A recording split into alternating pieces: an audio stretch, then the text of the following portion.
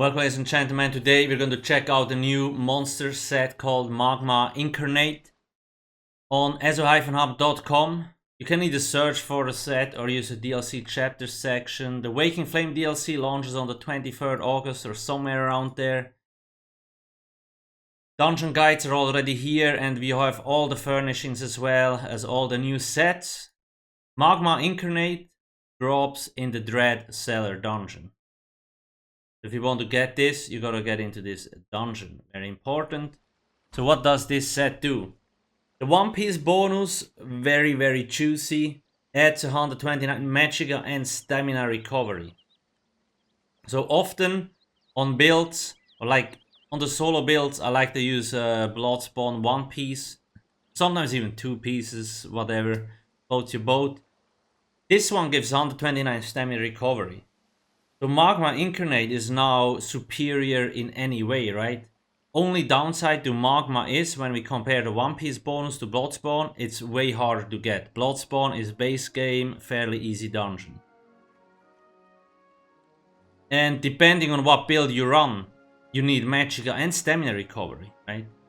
Sometimes you only need Stamina recovery, but in some cases you want to have both. So Magma Incarnate One Piece bonus is very juicy in itself. And what does the 2-piece bonus do? When you heal yourself or a group member with a single target heal ability, grant the lowest health group member within 28 meters minor courage and minor resolve, increasing their weapon and spell damage by 215 and armor by 2974 for 10 seconds. Daedric energy will then bounce to a nearby group member within 8 meters, up to 3 times, applying minor courage and minor resolve for 10 seconds. This effect can occur once every 15 seconds. So, like, I actually like the One Piece bonus way more than I do the 2-piece. But anyway, let's see how this will work. So, if we stay close to each other, here's alcasthq.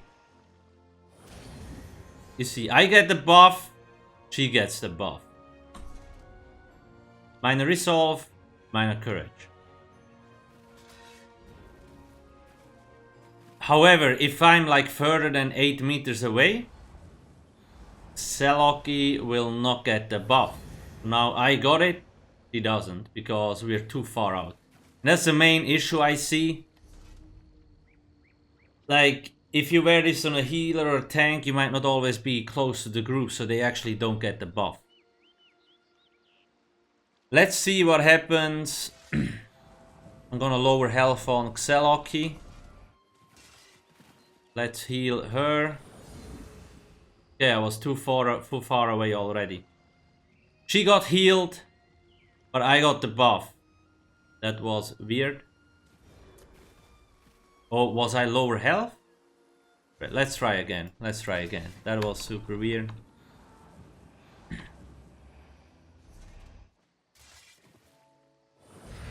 Yeah, okay. Now it bounced off. Probably didn't have full health. Let's try this one more time with more range. Very interesting. Okay, so the center, when you heal yourself or a group member within a single target heal ability, grant the lowest health group member within 28 meters. That is weird. alcasthq is way lower health. Try that again. Yeah, now she got it. Okay. Very interesting and a little bit using. Let's try again. Ah! Okay. Maybe it's because she gets healed to full and then I get the... This is strange, I'm not gonna lie, because I think alcasthq should get the buff.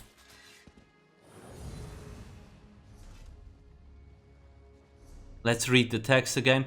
When you heal yourself or a group member with a single target heal, grant the lowest health group member. Yeah, okay, so she should get the buff.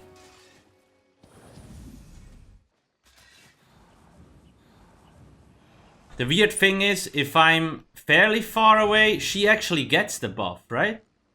However, if I'm like mid-range, 15 meters, I seem to get it.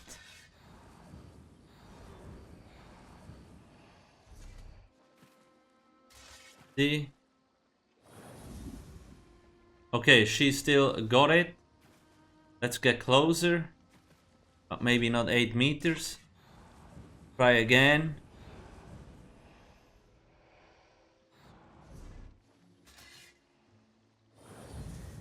Okay. Yeah. Now let's, I think I know what the not the problem, what the issue is. So let me just remove like a little bit of health. And now let's use the breath. Yeah, okay. So it looks like if the other player has very low health and you don't heal the other player to max, then like the other player will get the buff. However, while you heal the other player and like alcasthq gets back to max health, then the buff will be applied to you. Not sure if that's really intended. I don't think so. Yeah, that's like that should not happen. I don't think that's how it's supposed to work. It looks like the buff is applied after being healed, and then it looks to who has the lowest health. And that's currently me, even though I'm also full. But anyway, if we're close range, doesn't really matter because it will bounce anyway. No problemo. But yeah, that's a little bit wonky. But anyway, I guess it's a calculation thing. So overall, I don't really think the set is that good, at least a 2-piece bonus. I would definitely get the 1-piece for quite a lot of builds. Because even myself, like this here is my solo Stamina Templar setup, and I usually run Zogwin with Briarheart, and then a 1-piece Bloodspawn. Just for the extra stamina recovery. Because as a solo player, especially in harder content, you need the stem rec.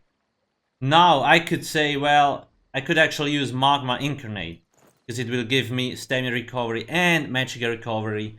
Even though on this setup, I don't really need Magicka recovery.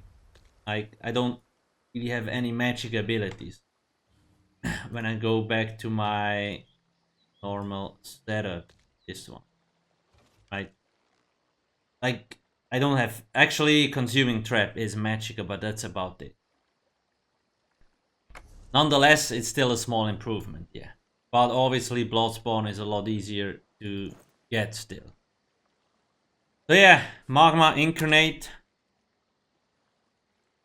I would like them to see buff the 2-piece a little bit. The 8-meter range just sounds like way too short. But I do actually like the idea how it can bounce around. But yeah, it needs a buff. The range needs a buff. It's just not gonna work otherwise. Let me know in the comment section below what do you think about this set. Please don't forget to check out ESO-hub.com and don't forget to subscribe. We also do have alcasthq.com with all the builds that you need, and Twimmer Automaton as a Discord bot. There is a lot of comments that you can use. Thanks for watching and have a nice day. Cheers.